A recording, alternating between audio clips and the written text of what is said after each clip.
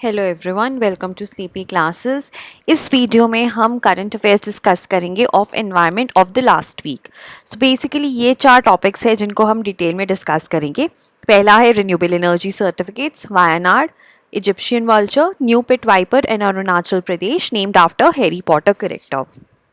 Okay, so these are the 4 current affairs जो हम discuss करेंगे।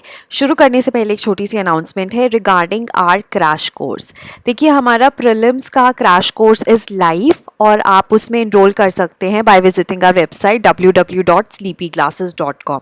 उसके अलावा अगर आप टोटलिटी में नहीं लेना चाहते तो आप सब्जेक्ट वाइज भी ले सकते हैं। ठीक है, फॉर इंस्टेंस अगर आपको एनवायरनमेंट का लेना है तो आप सिर्फ एनवायरनमेंट का मॉड्यूल लीजिए, उसके साथ हमने सेक्शनल टेस्ट भी अटैच कर दिए हैं। Right, so you can enroll for that component also. So you have to visit our website www.sleepyclasses.com. ठीक है, वहाँ पे सब कोर्सेज के लिंक है, that will take you to the payment gateway. And in case you want to call us, you can call us at this number 6280133177 in case आपको कोई दिक्कत आ रही है। उसके अलावा हमारे 3 टेस्ट हैं जो कि हम सिर्फ 10 रुपये में दे रहे हैं, जस्ट टू इंश्योर कि फ्रिवोलस बाइंग ना हो। इसमें एक डायग्नोस्टिक टेस्ट है, राइट, एक फुल लेंथ टेस्ट है और एक इंडिया एयरबुक और इकोनॉमिक सर्वे का टेस्ट है। ठीक है, so all 3 test with PDFs at ₹10 only. Again you can visit our website www.sleepyclasses.com। So इसका नाम है test in the time of corona. ठीक है, सो शुरू करते हैं रिन्यूएबल एनर्जी सर्टिफिकेट्स के साथ। अब ये खबर इसलिए है क्योंकि जो रिन्यूएबल एनर्जी सर्टिफिकेट की सेल है that has risen about 79%, right. और हमारी जो मार्च में यूनिट्स सेल हुई है जिनकी, that is approximately 8.38% compare to 4.68 lakh in the same month a year ago, right. अब renewable energy certificates market based instruments हैं। ठीक है, मार्केट बेस्ड इंस्ट्रूमेंट्स हैं ये। और रिन्यूएबल एनर्जी सर्टिफिकेट तब क्रिएट होता है जब 1 megawatt hour of electricity is produced from renewable energy source. ठीक है, तो जब एक eligible renewable energy source 1 megawatt hour of electricity produce करेगा तो 1 REC जनरेट होगा। ठीक है, and because there was good supply of RECs तो इनकी जो सेल है दैट हैज़ गॉन अप।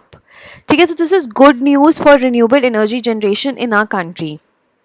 उसका मतलब ये है कि जो भी हमारे टारगेट्स हैं हम उनको फुलफिल कर पाएंगे। ठीक है, तो एक तरह से हमें बताता है कि आर वी ऑन ट्रैक और are we not, and there are obviously other benefits also. So it helps to promote renewable energy sources of energy and development of the market in electricity. जो electricity है उसमें market की development which ensures the trading of these certificates. In India, REC are traded on 2 power exchanges, Indian Energy Exchange and Power Exchange of India, जिसको PXIL भी कहते हैं। और जो प्राइस है that is determined by market demand. ठीक है, market demand determine करती है प्राइसेस, बट दो जो मिनिमम प्राइस और मैक्सिमम प्राइस के बीच में ही रहता है। मिनिमम प्राइस को हम फ्लोर प्राइस कहते हैं और मैक्सिमम को फॉरबियरेंस प्राइस कहते हैं, and these are specified by central electricity regulatory commission. तो ये भी एक इंपॉर्टेंट पॉइंट है कि ये डिटरमाइन कौन करता है। 2 के बीच में रहेगा, मिनिमम और मैक्सिमम के बीच में ही, लेकिन कितना रहेगा, मिनिमम है, मैक्सिमम है, मिनिमम की तरफ है, मैक्सिमम की तरफ है, वो मार्केट डिमांड के ऊपर बेस्ड है, राइट। अब देखो, रिन्यूएबल परचेज ऑब्लिगेशन के बारे में आप सबने पढ़ा होगा। उसके तहत जो बल्क परचेजेस हैं like discoms, open access consumers और कैपेसिटिव यूजर्स, ठीक है, तो कुछ जो बल्क परचेज करते हैं इलेक्ट्रिसिटी को, उनको रिक्वायरमेंट है कि उनको RECs के भी कुछ प्रोपोर्शन बाय करना है। ठीक है, so they have to buy certain proportion of RECs। Obviously वो REC किसे बाय करेंगे, from renewable energy producers. So they have renewable purchase obligation कि उन्होंने कुछ प्रोपोर्शन, जो भी वो इलेक्ट्रिसिटी का परचेज कर रहे हैं उसमें से कुछ प्रोपोर्शन उन्हें रिन्यूएबल एनर्जी से जो इलेक्ट्रिसिटी प्रोड्यूस हो रही है उसका परचेज करना है। So the proportion of renewable energy, ठीक है, कितना प्रोपोर्शन है वो सेंट्रल और state electricity regulatory commissions fix करते हैं कि क्या उनके ऑब्लिगेशंस हैं। So it is basically a market-based mechanism to promote renewable sources of energy and development of market in electricity, right. और एक तरह से ऑल्टरनेटिव वॉलेंट्री रूट प्रोवाइड करता है टू जनरेटर जो भी रिन्यूएबल एनर्जी प्रोड्यूस कर रहा है, कि वो अपनी रिन्यूएबल एनर्जी को सेल कर सके just like conventional electricity, and often offer green attribute separately to obligated entities to full their RPOs. तो मतलब ये है इस लाइन का कि जो भी एंटिटीज़ हैं जिन्हें अपने आरपीओज फुलफिल करने हैं, उनके लिए एक वॉलेंट्री रूट है ये RECs, ठीक है, क्योंकि आपको अपनी रिन्यूएबल परचेज ऑब्लिगेशन करनी ही करनी है, तो आप एनर्जी की जगह मतलब इलेक्ट्रिसिटी की जगह आप RECs भी परचेज कर सकते हो। तो एक तरह से एक वॉलेंट्री ऑल्टरनेट वॉलेंट्री रूट है, right. Then next is Wayanad. Wayanad wildlife sanctuary news पे इसलिए है क्योंकि यहाँ पे एक टाइगर का कैरेक्टर्स मिला है, बट ऑटोप्सी के बाद ही पता चलेगा रीज़न क्या था उसकी डेथ का। Nonetheless, we just go through the Wayanad. So Wayanad is in Kerala in India. It was established in 1973 and it is an integral part of Nilgiri Biosphere Reserve. ठीक है, उसके बाद it is bounded by Nagarhole and Bandipur of Karnataka in the north east, ठीक है। North east में कर्नाटका है, Nagarhole and Bandipur है, और साउथ ईस्ट में हमारे पास मुडुमलाई ऑफ तमिलनाडु है।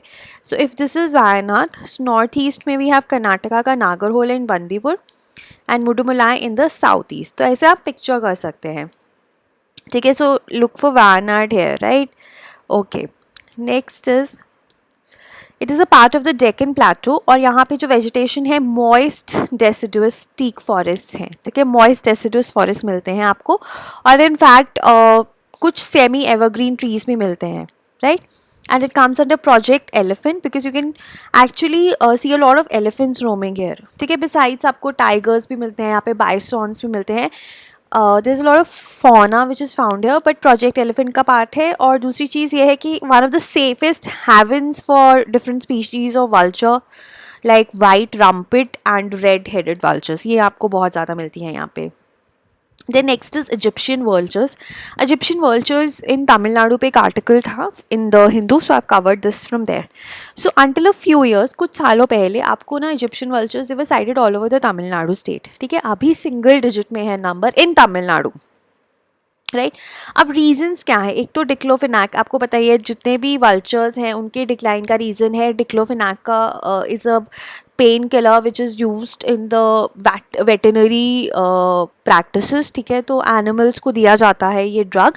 तो जब एनिमल वो मर जाते हैं, उनकी कैरेकास पे वल्चर फीड करती है, तो उनकी बॉडी में डिक्लोफेनाक होता है, and this diclofenac is detrimental for vultures, ठीक है। वल्चर्स के लिए it is a death warrant, ठीक है। सो अभी उसका एज अ वेटनरी ड्रग उसका यूज़ बैन हो गया है डिक्लोफेनाक का, बट फिर भी बहुत सारे जो वेटनरियंस हैं वो यूज़ करते हैं इसे।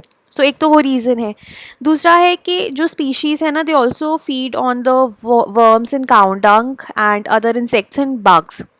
अभी क्या है, डीवर्मिंग ड्रग्स दिए जाते हैं कैटल को, और पेस्टिसाइड लेडन इंसेक्ट्स हैं, ठीक है। So that could have wreaked havoc on the diet of Egyptian vultures. So that is one reason. And then the other reason is that vultures often congregate around tanneries looking for food.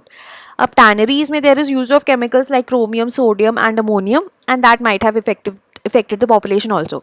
So because diclofenac का जो reason है, diclofenac का use है जो, that is a reason for vultures population decline, तो वो सबको पता होता है। These two are the other reasons also which you should know. So this is how Egyptian vulture looks. It has a yellowish beak. Okay, so अभी there was a meeting vulture conservation working group की, ठीक है। So it took place in Coimbatore. So they actually set के we need to establish vulture safe zones. So more important is the concept of vulture safe zones, ठीक है। अब vulture safe zones क्या है, in site approach है to remove the threat to vultures from diclofenac and other toxic NSAIDs. NSAIDs is a category of drugs जिसमें diclofenac fall करता है, ठीक है। तो जो भी टॉक्सिक नसेट्स हैं, फॉर इंस्टेंस डिक्लोफेनाक, उनको रिमूव करना है, ठीक है। जो भी कैरेकेसेस हैं हम जो जिन पे ये वल्चर्स फीड करती हैं, वी शुड इंश्योर कि वो कैरेकेसेस में डिक्लोफेनाक नहीं है, and then we can establish a vulture safe zone, ठीक है। सो ये 100 किलोमीटर की रेडियस में सेटअप किए जाते हैं, and they mostly engage local authorities and communities, है ना। तभी उन्हीं की हेल्प से वी कैन इंश्योर ना कि कैरेकेसेस में कोई पॉइजन नहीं है for these vultures. So they are motivated to ensure a safe zone of vulture by removing threats to its survival. ठीक है, सो ये बात की गई कि क्योंकि vultures की population has constantly been declining, ठीक है, और तमिलनाडु में for instance Egyptian vulture की single digit है, so we need to do something. So let's just start with building these vulture safe zones. Okay.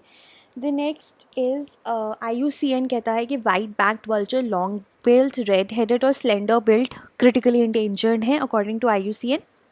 और अगर हम बात करें इजिप्शियन वल्चर्स की तो उनका IUCN स्टेटस इंडेंजर्ड है, बट इसमें कहा गया है कि अगर हम तमिलनाडु में देखें कि सिंगल डिजिट में है तो वो भी क्रिटिकली इंडेंजर्ड होंगे, बट नहीं, IUCN के हिसाब से उसका स्टेटस इंडेंजर्ड है. Then the last one is a pit viper in Arunachal Pradesh. Newly discovered species has been named after the Harry Potter character. So pit viper discover किया गया है अरुणाचल प्रदेश में. So इसका नाम है Trimeresurus salazar. ठीक है, it is the fifth variety of reptile to be discovered in Arunachal Pradesh in less than an year. ठीक है, so पिछले साल में ही 5 reptiles have been discovered. ठीक है, so it has been named after Salazar Slytherin, the co-founder of J.K. Rowling's fictional Hogwarts School of Witchcraft and Wizardry. और पिट wipers की बात करें, दे आर वेनमस स्नेक्स, मतलब पॉइजनस रहते हैं, and they are distinguished by heat sensing pit organs. ठीक है, इनमें पिट ऑर्गन्स होती हैं which sense heat and they are located between the eye and the nostril, right. So this was regarding your precure. So this is how the pit viper it looks, right. So this was regarding your precure. Thank you so much.